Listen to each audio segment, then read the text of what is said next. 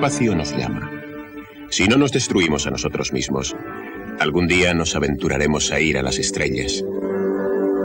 Hubo un tiempo en que las estrellas parecían ser un misterio impenetrable. Hoy hemos empezado a comprenderlas. También pasamos de la ignorancia al conocimiento en nuestra vida privada. Nuestro desarrollo individual refleja el avance de la especie. La exploración del cosmos es un viaje de autodescubrimiento.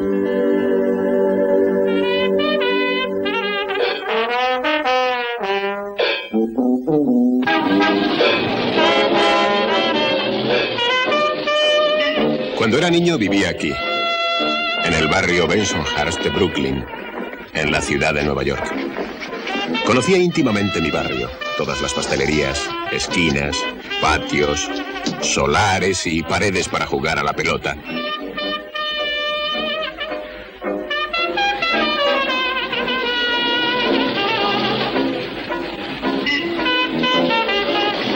Era todo mi mundo.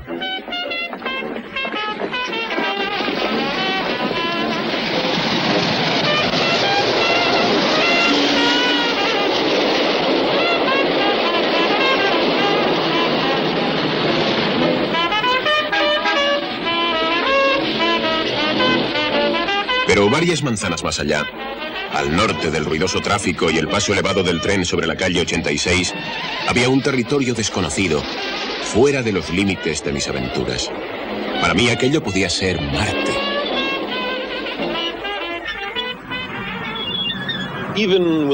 Aunque en invierno me acostaba temprano, a veces podía ver las estrellas. Las observaba y me preguntaba qué eran. Preguntaba a otros chicos y a los adultos, y me contestaban: son luces en el cielo, muchacho. Yo sabía que eran luces en el cielo, pero ¿qué eran realmente? Tenía que existir una respuesta más concreta.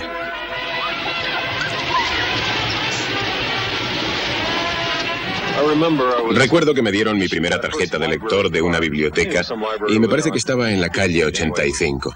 De cualquier forma, estaba fuera de mi territorio. Pedí a la bibliotecaria un libro sobre las estrellas y me dio un curioso libro de fotografías de hombres y mujeres con nombres como Veronica Lake y Alan Ladd. Le expliqué que eso no era lo que quería en absoluto. Y por alguna razón que entonces no entendí, me sonrió y me dio otro libro, exactamente el tipo de libro que quería. Estaba tan ansioso de saber la respuesta que con la respiración cortada abrí el libro allí mismo y encontré algo sorprendente. Un gran pensamiento. Decía que las estrellas eran soles que estaban muy lejos. El sol era una estrella que estaba cerca.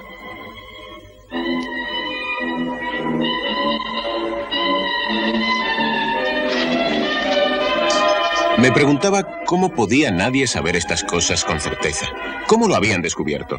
¿Por dónde habían empezado?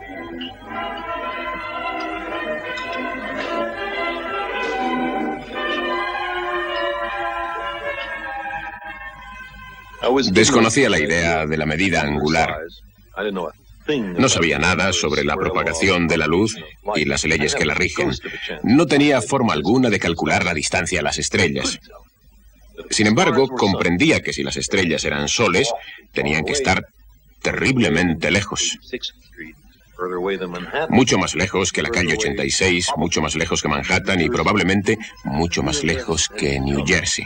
El universo resultaba ser mucho más grande de lo que yo había podido jamás imaginar. Y leí otra cosa sorprendente. La Tierra, que incluye Brooklyn, era un planeta que giraba alrededor del Sol. Había otros planetas que también giraban alrededor del Sol, unos más cerca y otros más lejos del Sol. Pero los planetas no tenían luz propia como el Sol. No, los planetas simplemente reflejaban la poca luz que reciben del Sol. Si uno se encontrara a gran distancia del Sol, no podría ver la Tierra ni los otros planetas. Entonces pensé que era lógico que las otras estrellas tuvieran sus propios planetas y que en algunos de estos planetas podía haber vida. ¿Por qué no? Y que la vida allí debía de ser muy diferente de la que nosotros conocemos aquí, en Brooklyn.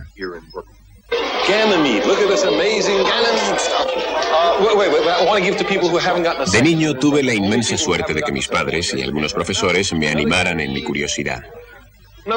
Esta era mi clase. Volví aquí una tarde para recordar cómo era. Traje algunas de las impresionantes fotografías de otros mundos que habían sido transmitidas por la nave espacial Voyager tras sus encuentros con Júpiter y sus lunas. Esta es Calisto. ¿Qué es? ¿Qué es Calisto? ¿Qué es? Es la luna exterior más grande de Júpiter. ¿Y quién es esta? Europa. Otra Europa. Una foto en blanco y negro de un anillo de Júpiter. Ahí tienes, un premio por tu honradez. ¿Cuál de ellas te gustaría?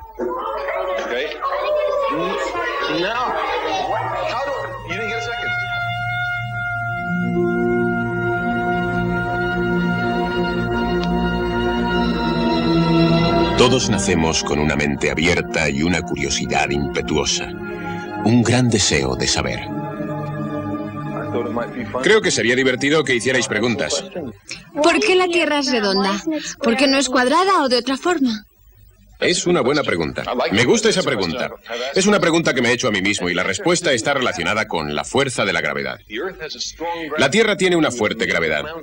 Si te pusieras a hacer una montaña muy alta, más alta que el Everest, que como sabes es la montaña más alta de la Tierra, sería aplastada por su propio peso. La gravedad atrae todo hacia el centro. Por eso cualquier cosa que choque fuertemente con la Tierra queda aplastada. Pero cuando se trata de un objeto pequeño, la gravedad es muy baja. Y entonces puede ser muy diferente de un astro. Creo que aquí tengo un mundo que no es un astro. Observadlo. ¿Veis? Tiene bultos. Es un mundo con bultos. Parece una patata, ¿verdad? Hay una patata muy grande que gira alrededor del planeta Marte. Esta es una de las lunas de Marte. Es un ejemplo perfecto. Se puede despegar fácilmente de un astro si hay poca gravedad. Ahora otra pregunta. Tú, el de la primera fila. ¿Se considera que el Sol es parte de la galaxia de la Vía Láctea? Desde luego, se le considera parte de la Vía Láctea. Todo, menos las otras galaxias, es parte de la galaxia de la Vía Láctea. El Sol es una estrella. Hay varios cientos de miles de millones de estrellas en la Vía Láctea. Y creo que alrededor de cada estrella puede que haya un montón de planetas. Y en uno de esos planetas hay vida. Y una de las formas de vida de ese planeta eres tú. Así que tú también eres parte de la galaxia de la Vía Láctea.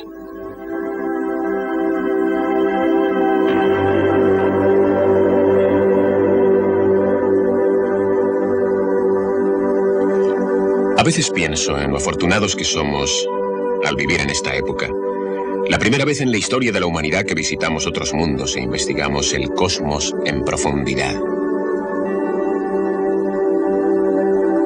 Pero si hubiéramos nacido en otra época más temprana, por mucha que hubiera sido nuestra dedicación, no habríamos podido comprender qué eran las estrellas y los planetas.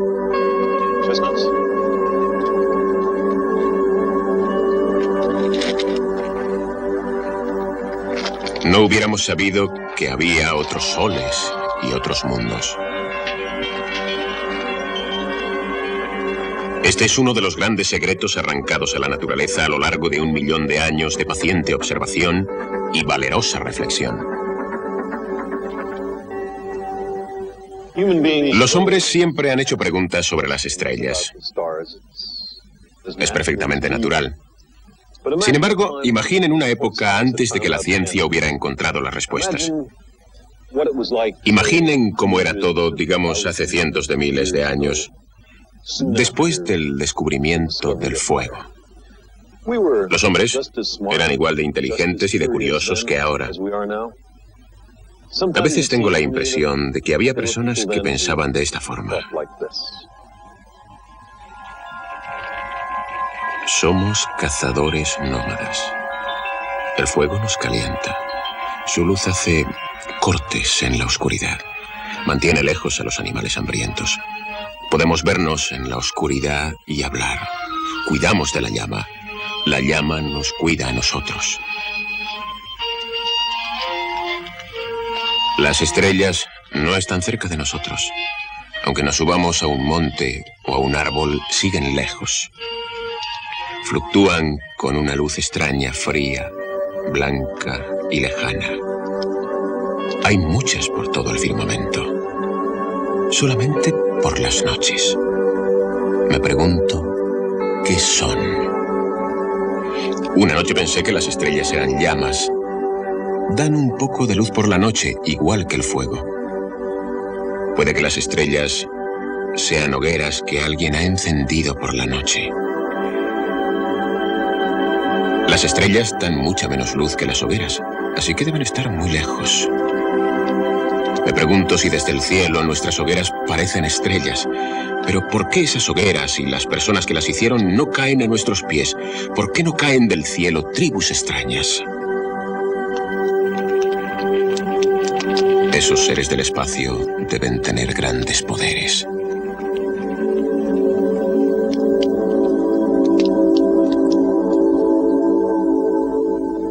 No creo que todos los cazadores tuvieran estas ideas sobre las estrellas, aunque sabemos por comunidades de cazadores actuales que eran muy imaginativos. Los campesinos Kun del desierto de Kalahari, en la República de Botsuana, tienen su propia explicación sobre la Vía Láctea. A su latitud suele estar encima. La llaman la espina dorsal de la noche. Creen que sostiene el firmamento. Creen que si no fuera por la Vía Láctea, caerían a nuestros pies pedazos de cielo. De forma que a su juicio la Vía Láctea tiene un valor práctico. La espina dorsal de la noche. Más adelante, las metáforas sobre hogueras, espinas dorsales o agujeros a través de los que se veía la llama fueron sustituidas por otras ideas en la mayoría de las sociedades.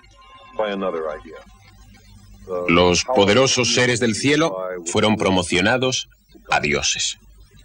Se les dio nombres y parentescos y responsabilidades especiales por los servicios cósmicos que debían prestar. Había un dios para cada inquietud humana. Los dioses dirigían la naturaleza. Nada ocurría sin la intervención directa de algún dios. Si los dioses eran felices, había mucho alimento y los hombres también lo eran. Pero si algo disgustaba a los dioses, lo cual ocurría frecuentemente, las consecuencias eran terribles. Sequías, inundaciones, tormentas, guerras, terremotos, erupciones volcánicas o epidemias. Los dioses tenían que ser aplacados, para lo cual se formó una gran industria de sacerdotes.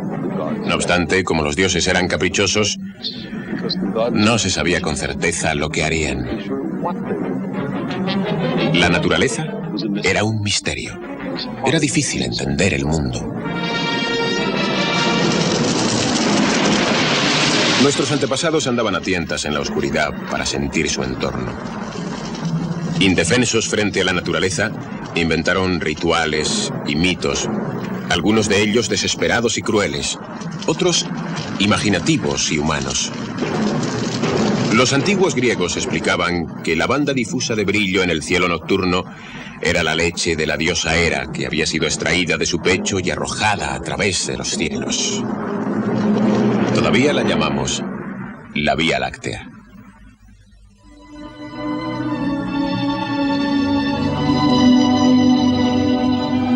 En agradecimiento a los muchos regalos de los dioses, nuestros antepasados realizaron obras de extraordinaria belleza. Esto es todo lo que queda del antiguo templo de Hera, la reina de los cielos. Una columna de mármol en medio de una enorme extensión de ruinas en la isla de Samos. Fue una de las maravillas del mundo, construida por hombres con una visión extraordinaria de la claridad y la simetría.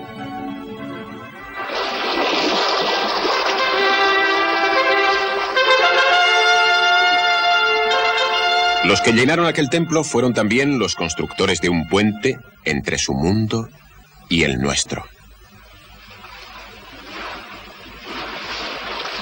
Avanzábamos nuevamente en nuestro viaje de descubrimiento, en nuestra expedición a las estrellas.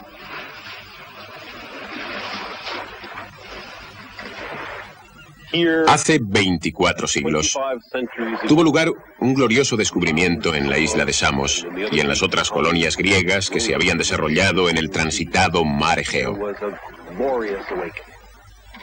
De repente surgieron personas que creían que todo estaba hecho de átomos, que los seres humanos y los animales habían evolucionado a partir de formas más simples, que las enfermedades no eran causadas por los demonios ni por los dioses, que la Tierra no era más que un planeta que giraba alrededor de un sol lejano.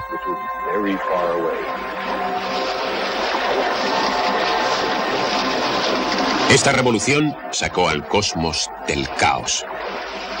En el siglo VI a.C. se desarrolló aquí una idea, una de las más grandes ideas de la raza humana. Se mantenía que el universo era conocible.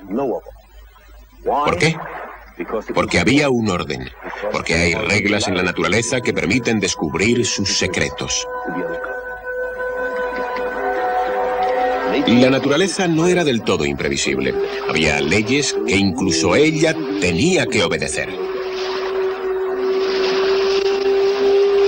Este carácter ordenado y admirable del universo fue llamado el cosmos, en contradicción directa con la idea de caos.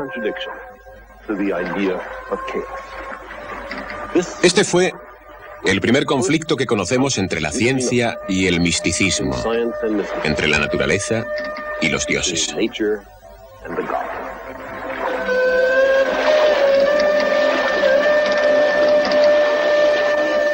Pero ¿por qué aquí? ¿Por qué en estas islas y calas remotas del Mediterráneo oriental? ¿Por qué no en las grandes ciudades de la India, Egipto, Babilonia, China o Centroamérica? Porque todas esas ciudades estaban en el centro de antiguos imperios. Tenían sus formas fijas y estaban cerradas a ideas nuevas. Aquí, en Jonia, había una gran cantidad de islas y ciudades recién colonizadas. El aislamiento, aunque no sea total, propicia la diversidad. Ninguna concentración de poder aislada podía forzar a la conformidad. La libre investigación se hizo posible. Estaba más allá de las fronteras de los imperios. Los mercaderes, turistas y navegantes de África, Asia y Europa se reunían en los puertos de la Jónica para intercambiar mercancías, leyendas e ideas. Hubo un fuerte e impetuoso intercambio de tradiciones, prejuicios, idiomas y dioses.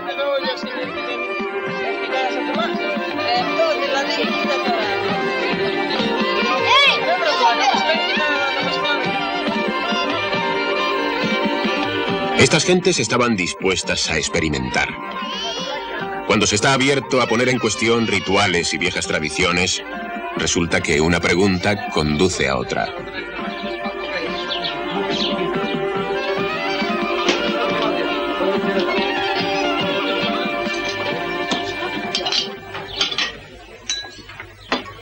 ¿Qué se puede hacer cuando se está enfrentado a varios dioses diferentes que reclaman el mismo territorio? El Marduk de los babilonios y el Zeus de los griegos estaban ambos considerados como el rey de los dioses y el señor de los cielos. Dado que cada uno tenía atributos muy diferentes, se podría decir que uno de ellos había sido una mera invención de los sacerdotes. Pero si lo era uno, ¿por qué no los dos? De forma que aquí fue donde surgió la gran idea. La comprensión de que podía existir una manera de conocer el mundo sin la hipótesis de los dioses, que podía haber principios, fuerzas, leyes naturales a través de las cuales se podía entender el mundo sin tener que atribuir la caída de cada gorrión a una intervención directa de Zeus. Este lugar fue la cuna de la ciencia. Por eso estamos aquí. Esta gran revolución tuvo lugar entre el año 600 y 400 a.C. Fue lograda por las mismas gentes prácticas y productivas que hacían funcionar a la sociedad.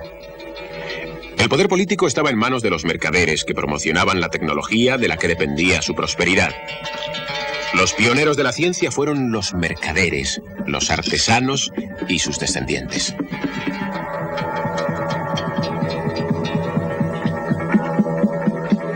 El primer científico jónico se llamó Tales. Nació aquí, en la ciudad de Mileto, que se extiende sobre este estrecho. Había viajado por Egipto y conocía las ideas babilónicas. Igual que los babilonios, creía que el mundo había sido agua en un tiempo. Como explicación a la tierra firme, los babilonios decían que su dios Marduk había colocado una alfombra sobre las aguas y amontonado tierra encima. Tales tenía una opinión similar, aunque no incluía a Marduk. Sí, el mundo había sido en un tiempo agua, pero la explicación de la tierra firme se debía a un proceso natural. Tales pensaba que era semejante a la sedimentación que había observado en el delta del Nilo. El que las conclusiones de Tales fueran ciertas o falsas no es tan importante como su enfoque. El mundo no estaba hecho por los dioses, sino que era el resultado de las fuerzas materiales que actuaban en la naturaleza. Tales trajo de Babilonia y Egipto las semillas para las nuevas ciencias, la astronomía y la geometría, ciencias que se desarrollarían ampliamente en las islas de la Jonia.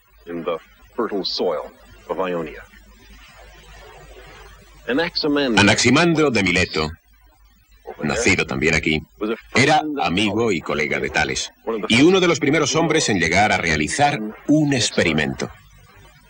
Examinando la sombra producida por un palo vertical, podía determinar con exactitud la duración del año y la duración de las estaciones. Durante siglos, los hombres habían usado los palos para golpearse y tirarse los unos a otros. Anaximandro utilizó los palos para medir el tiempo.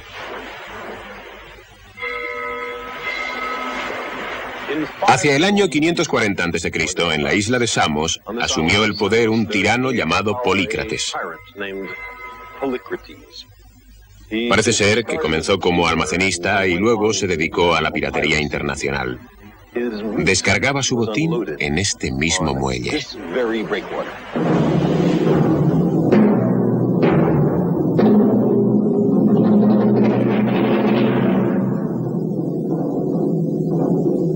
Era un opresor de su pueblo y hacía la guerra a los pueblos vecinos, por lo que temía una invasión.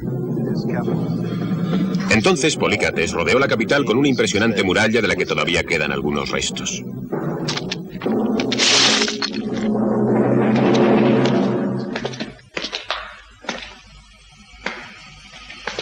Con el fin de traer agua de un lejano manantial a las fortificaciones, ordenó la construcción de este túnel de 1 kilómetro de longitud. Atraviesa una montaña. Se hicieron 2 agujeros a cada lado que coincidieron casi perfectamente en el centro. La obra duró unos 15 años. Es un recuerdo de la ingeniería civil de su época que indica la extraordinaria habilidad práctica de los jónicos.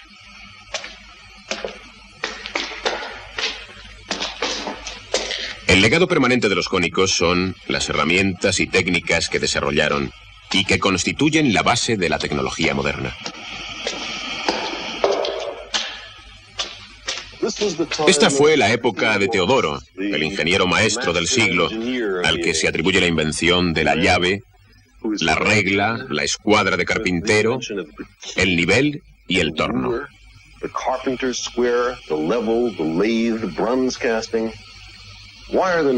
¿Por qué no se han levantado monumentos a este hombre? Los que soñaban, especulaban y deducían sobre las leyes naturales hablaban con los ingenieros y los tecnólogos. Solían ser los mismos hombres. Lo práctico y lo teórico eran una misma cosa.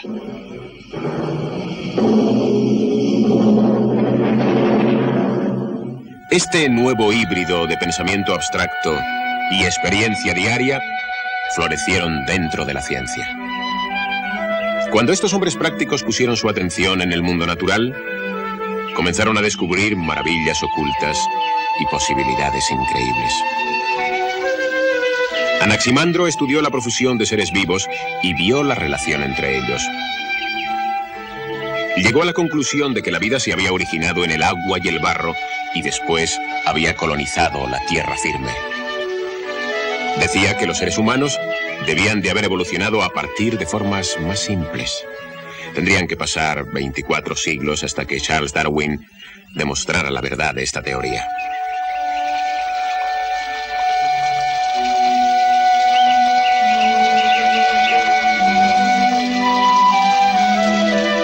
Estos primeros científicos no excluyeron nada en sus investigaciones. Incluso el aire se convirtió en tema de estudio gracias a un griego de Sicilia llamado Empédocles. Hizo un descubrimiento sorprendente con un utensilio casero que las gentes habían usado durante siglos. Es lo que se llama un ladrón de agua. Es una esfera de latón con un puño largo, un agujero en un extremo y muchos agujeritos en la parte de abajo. Era utilizado como cucharón de cocina. Se llena metiéndolo en el agua. Si después de estar dentro un rato se saca con el agujero del puño descubierto, el agua sale por los agujeritos como una ducha. En cambio, si se saca con ese agujero cubierto, el agua queda retenida.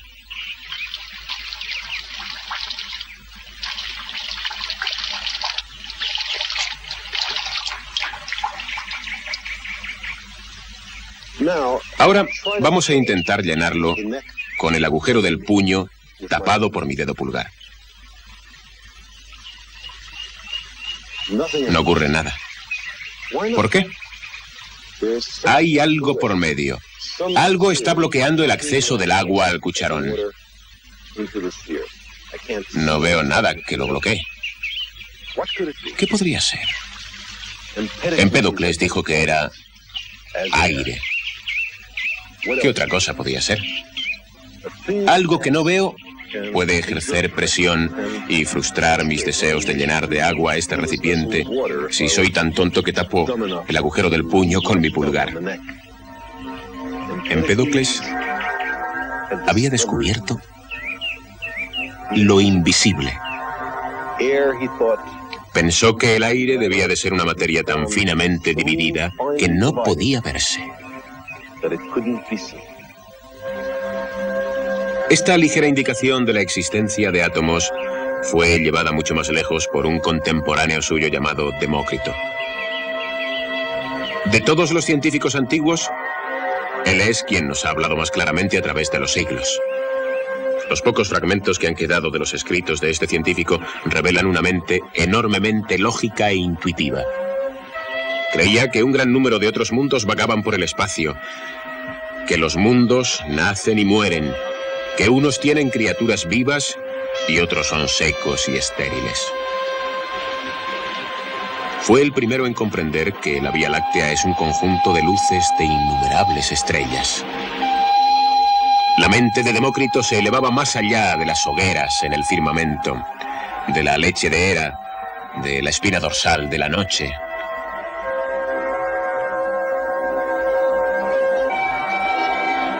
Vio una relación profunda entre los cielos y la tierra. El hombre, dijo, es un microcosmos, un pequeño cosmos.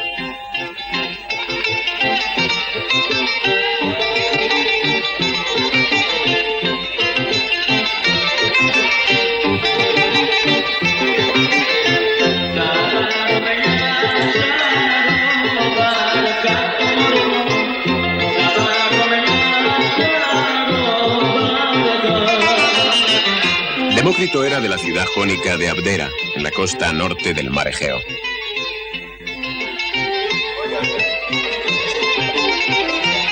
En aquellos tiempos, Abdera era el blanco de todas las risas.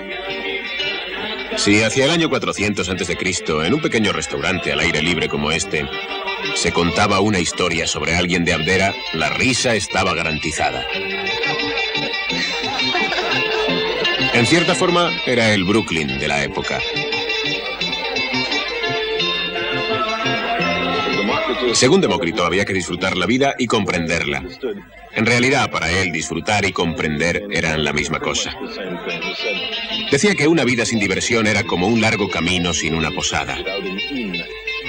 Demócrito sería de Abdera, pero no era ningún tonto.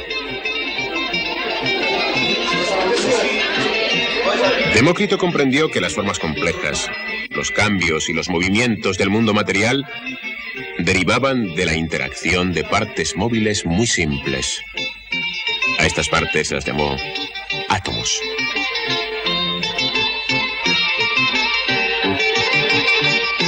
Todos los objetos materiales son átomos complicadamente agrupados. Nosotros también. Cuando parto esta manzana, el cuchillo tiene que pasar por espacios vacíos entre los átomos, decía Demócrito. Si no hubiera esos espacios vacíos, el cuchillo tropezaría con un átomo impenetrable y no cortaría la manzana. Comparemos las dos partes seccionadas de la manzana. ¿Son exactamente iguales? No, decía Demócrito. La curvatura de la manzana obliga a este pedazo a ser más pequeño que el resto. Si fueran igual de grandes, tendríamos un cilindro y no una manzana. Por muy afilado que esté el cuchillo, estas dos piezas tienen un corte desigual. ¿Más por qué? Porque a la escala de las cosas pequeñas, la materia presenta una desigualdad irreducible, y Demócrito de Abdera identificó esta delicada escala de desigualdad como el mundo de los átomos. Sus argumentos no son los mismos de hoy, sin embargo son muy sutiles y proceden de una experiencia diaria. Sus conclusiones eran básicamente correctas.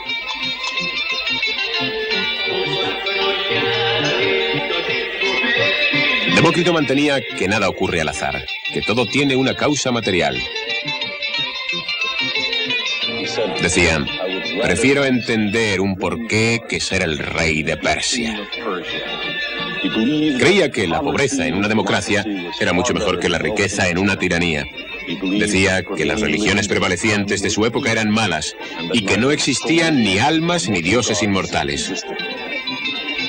Hay pruebas de que Demócrito fue perseguido por sus creencias, pero después de todo, era de Abdera. No obstante, en su tiempo empezaba a desgastarse la corta tradición de tolerancia para opiniones no convencionales.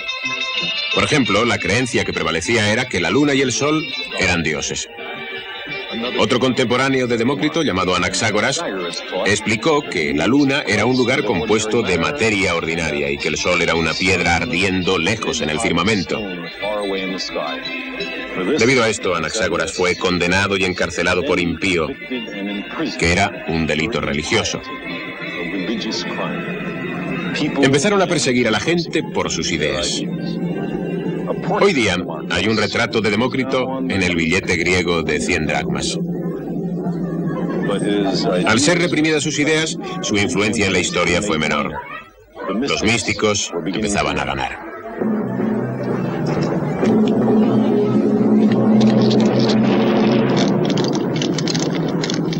Las islas del Mar Jónico también fueron la cuna de una tradición intelectual totalmente diferente. Su fundador fue Pitágoras, el cual vivió aquí en Samos en el siglo VI a.C. Según la leyenda local, esta cueva fue en un tiempo su casa. Tal vez esto fue su cuarto de estar. Muchos siglos más tarde se erigió esta capilla ortodoxa en el porche de su entrada. Hay una tradición continuada desde Pitágoras hasta el cristianismo. Parece ser que Pitágoras fue el primer hombre en la historia de la humanidad en decir que la Tierra era un globo. Decía que quizá por analogía con la luna y el sol,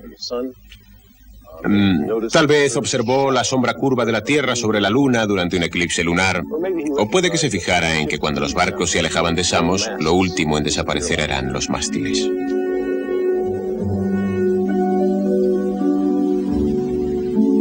Pitágoras creía que la naturaleza estaba sujeta a una armonía matemática. La tradición moderna de razonamiento matemático, base de toda la ciencia, le debe mucho. Y la idea de que los cuerpos celestes se movían en una especie de música de las esferas también procede de Pitágoras. Él fue el primero en utilizar la palabra cosmos para referirse a un universo ordenado y armonioso, un mundo accesible al entendimiento humano.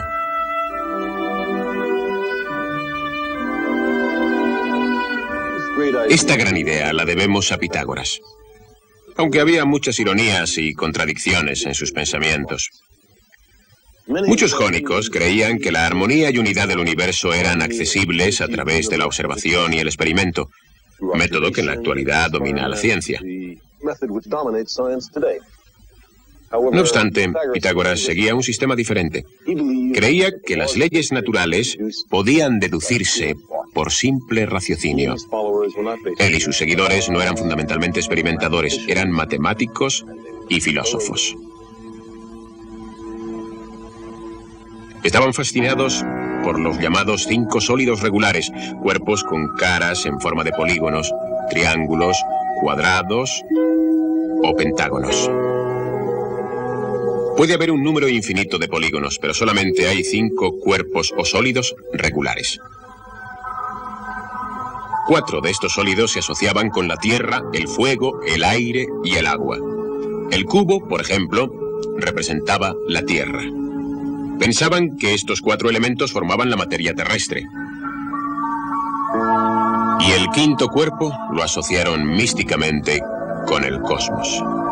Tal vez era la sustancia que formaba los cielos. Este 5.º cuerpo sólido fue llamado el dodecaedro. Tiene 12 caras en forma de pentágonos. Se consideraba demasiado peligroso que la gente conociera el dodecaedro.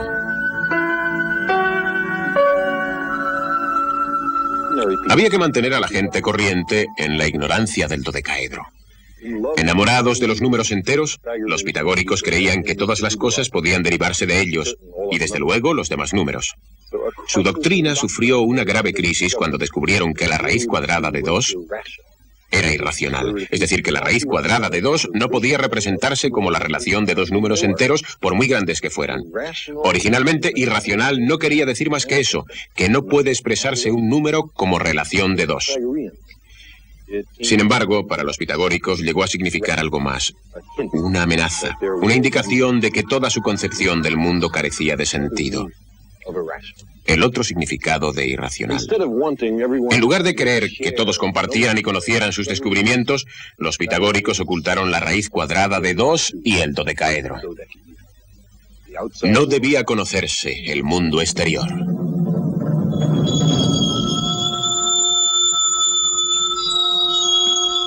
Los pitagóricos habían descubierto, en los apuntalamientos matemáticos de la naturaleza, uno de los 2 medios científicos más poderosos. El otro, naturalmente, era el experimento. Sin embargo, en lugar de usar sus conocimientos para avanzar en el viaje colectivo de los descubrimientos humanos, los convirtieron en poco más que un misterioso juego de manos. Había que alejar la ciencia y las matemáticas de los mercaderes y artesanos. El más eficaz defensor de esta tendencia fue un seguidor de Pitágoras llamado Platón. Platón prefería la perfección de estas abstracciones matemáticas a las imperfecciones de la vida diaria. Pensaba que las ideas eran mucho más reales que el mundo natural. Aconsejaba a los astrónomos que no perdieran el tiempo observando las estrellas y los planetas. Decía que era mejor pensar en ellas. Platón mostrábase hostil a la observación y al experimento. Enseñaba el desprecio por el mundo real y el desdén hacia la aplicación práctica del conocimiento científico. Los seguidores de Platón consiguieron extinguir la luz de la ciencia y la experimentación que había sido encendida por Demócrito y otros jónicos.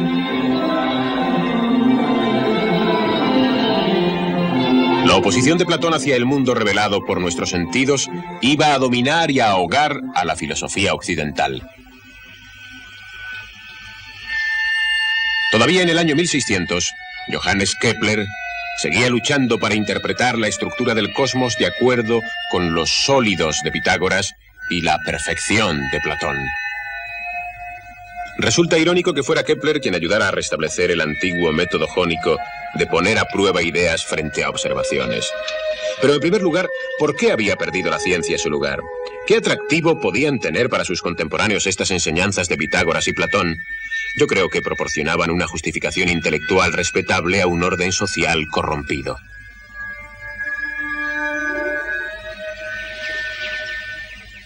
La tradición mercantil que había dado lugar a la ciencia jónica también conducía a una economía de esclavos. El que tuviera un montón de esclavos podía hacerse más rico. En los tiempos de Platón y Aristóteles, Atenas tenía una inmensa población de esclavos. Todos aquellos bravos atenienses hablaban de una democracia que se aplicaba solamente a algunos privilegiados. Platón y Aristóteles estaban cómodos en una sociedad de esclavos. Justificaban la opresión diciendo que servían a los tiranos. Enseñaban la desunión entre el cuerpo y el alma, una idea bastante natural a mi juicio en una sociedad de esclavos. Separaron el pensamiento de la materia. Distanciaron la tierra de los cielos, divisiones que dominarían el pensamiento occidental durante más de 20 siglos. Los pitagóricos habían ganado.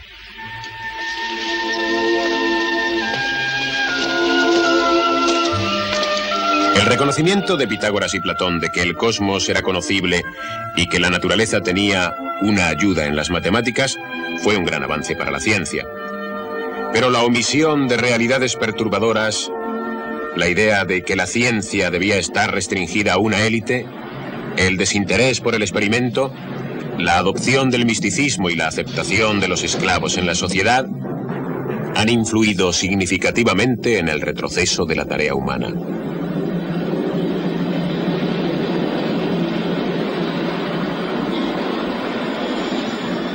Los libros de los científicos jónicos se han perdido en su totalidad. Sus opiniones fueron ocultadas, ridiculizadas y olvidadas por los platónicos y los cristianos, que adoptaron gran parte de la filosofía de Platón. Finalmente, después de un largo sueño místico durante el cual las herramientas de la investigación científica quedaron reducidas a polvo, vino el redescubrimiento de la filosofía jónica y el despertar del mundo occidental. Nuevamente volvieron a ser respetables el experimento y la libre investigación. Se leyeron de nuevo libros y fragmentos olvidados. Leonardo, Copérnico y Colón se inspiraron en la tradición jónica.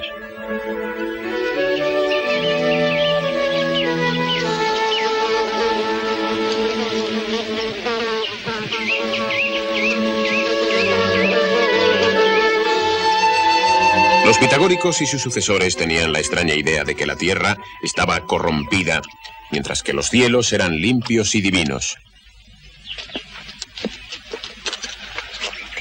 De forma que la idea fundamental de que la tierra era un planeta y que los hombres eran ciudadanos del universo fue rechazada y olvidada.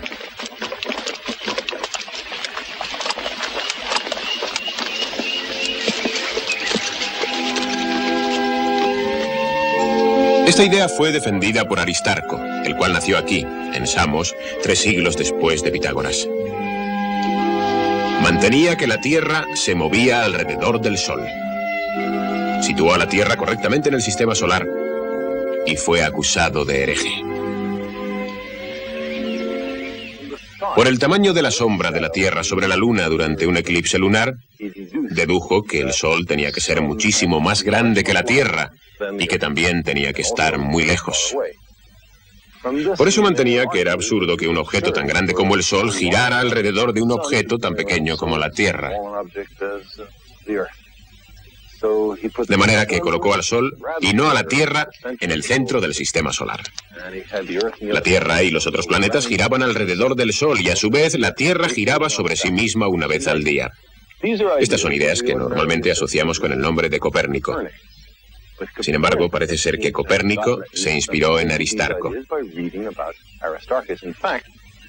De hecho, en el manuscrito del libro de Copérnico se hacía referencia a Aristarco, aunque en la versión final suprimió la cita.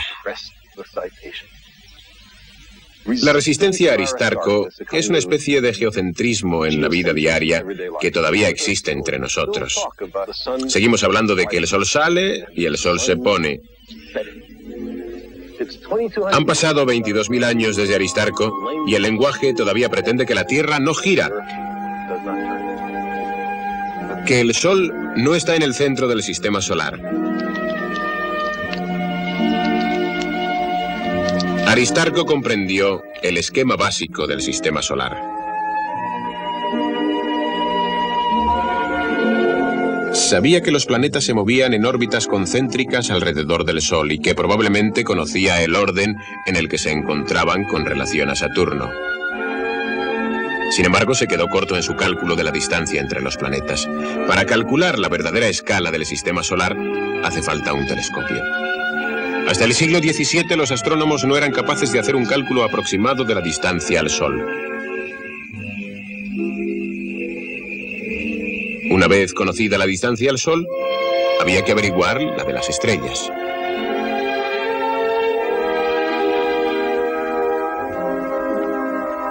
Hay una manera de medir la distancia a las estrellas que los jónicos eran perfectamente capaces de descubrir. Aristarco había jugado con la atrevida idea de que las estrellas eran soles lejanos. Si una estrella estuviera tan cerca como el Sol, debería ser tan grande y brillante como el Sol. Todo el mundo sabe que cuanto más lejos está un objeto, más pequeño parece. Esta proporcionalidad inversa entre el tamaño aparente y la distancia es la base de la perspectiva en el arte y en la fotografía, de manera que cuanto más lejos estamos del Sol, más pequeño y apagado parece. ¿A qué distancia tendríamos que estar del Sol para que parezca tan pequeño y apagado como una estrella? ¿Cómo tendría que ser de pequeño un pedazo de Sol para ser tan brillante como una estrella? En la Holanda del siglo XVII, Christian Huygens llevó a cabo un experimento para contestar esta pregunta, que estaba dentro de la tradición jónica. Huygens taladró varios agujeros en una plancha de bronce y la sujetó en el aire, enfocándola hacia el Sol.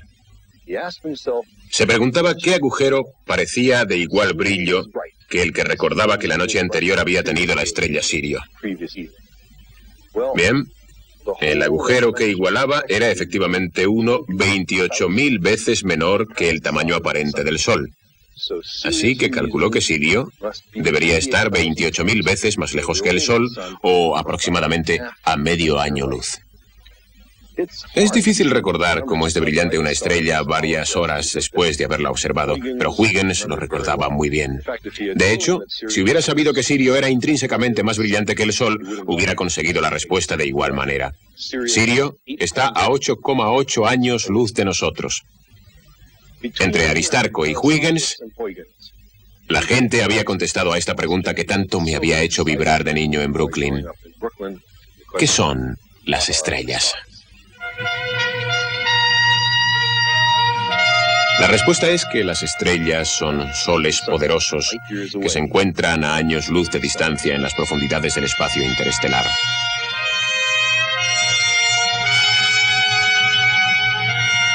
¿Y hay otros planetas alrededor de esos soles? ¿Y hay seres como nosotros en esos otros mundos?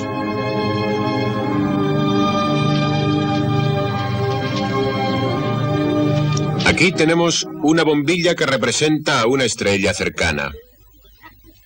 Junto a ella, es difícil verlo debido al brillo de la luz, hay un planeta. Necesitamos ahora un voluntario que quiera subir, por favor. Normalmente sería muy difícil ver el planeta porque está tan cerca que la estrella borra el planeta. Pero si ponemos algo delante de la estrella para aparentar un eclipse, podríamos ver el planeta. Así que yo me voy a poner aquí. Imaginaos que soy un telescopio en algún lugar cerca de la Tierra. Si mueves un poco el disco, Tab. Bien, un poco más rápido. Bien. Ahora estás empezando a cubrir la estrella. Realmente no puedo ver el planeta. Sigue así. Bien, para ahí. No puedo ver la estrella en absoluto y veo el planeta iluminado por la luz de la estrella.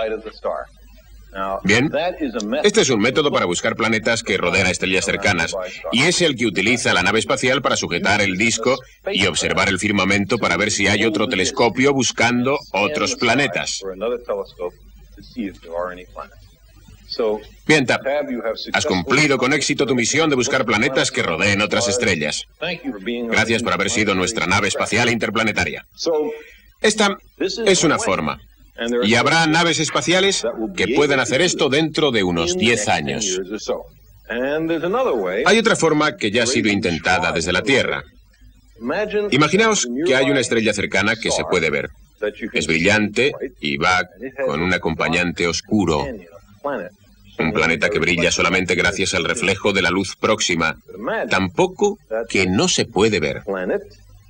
Sin embargo, imaginaos que este planeta y su estrella giran uno alrededor del otro. Así. Se puede ver la estrella, pero no se puede ver el planeta. Ahora voy a necesitar 2 voluntarios.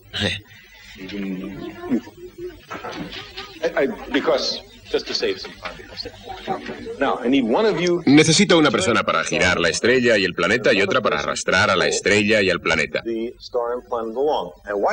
Y lo que vais a ver es que la estrella se mueve de una forma curiosa, como un gusano, lo cual será la pista, la prueba de la existencia del oscuro planeta. Bien, vamos a hacerlos girar y a arrastrarlos. Se ve el curioso movimiento que hace la estrella por culpa del planeta. Muchas gracias. Bien, esta es otra forma de encontrar un planeta que no podía verse directamente. Estos 2 métodos se usan en la actualidad. Y para cuando vosotros seáis tan viejos como yo,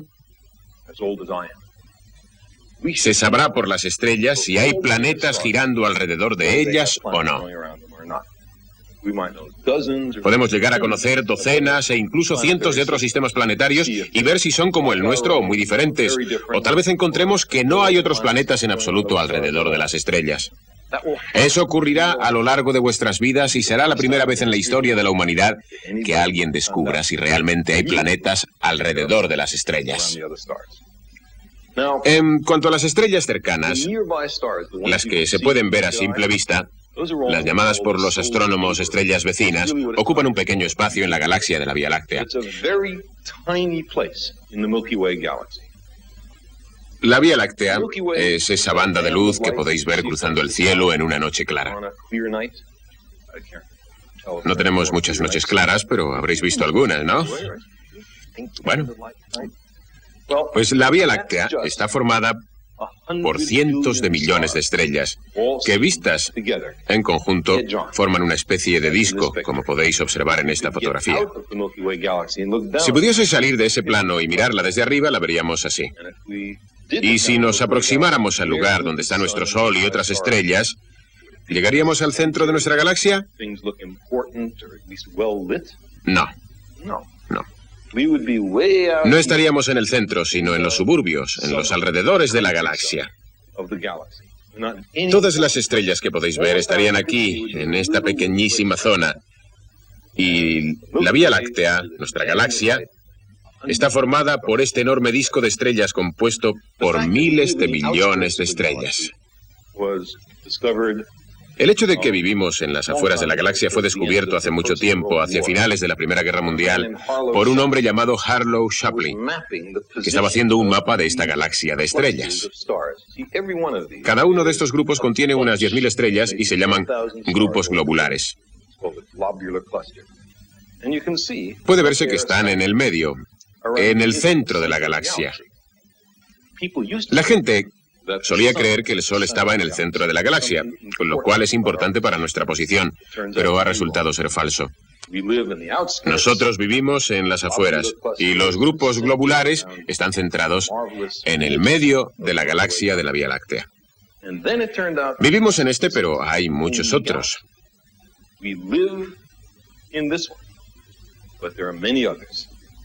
Y como nos recuerda este grabado, hay muchas clases de galaxias, de las que la nuestra puede ser precisamente esta. En realidad hay 100.000 millones de galaxias distintas y cada una contiene 10.000 millones de estrellas.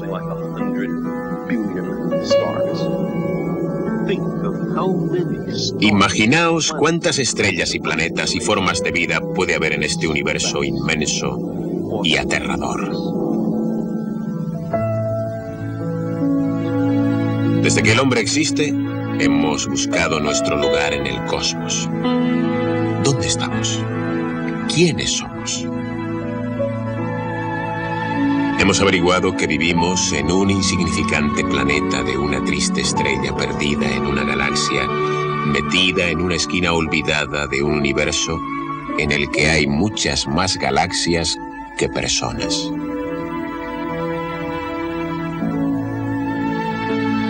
Damos significado a nuestro mundo con el valor de nuestras preguntas y la profundidad de nuestras respuestas. Hemos iniciado nuestro viaje a las estrellas con una pregunta que surgió por primera vez en los comienzos de nuestra especie y que ha sido repetida durante generaciones con la misma ansiedad. ¿Qué son las estrellas?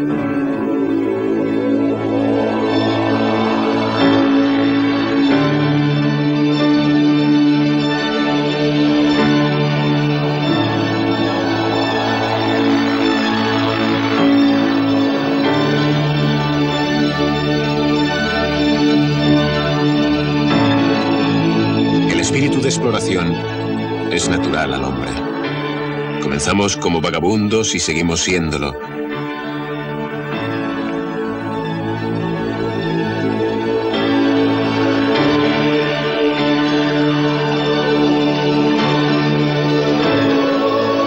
Hemos pasado suficiente tiempo en las costas del océano cósmico. Al fin estamos listos para iniciar nuestro viaje a las estrellas.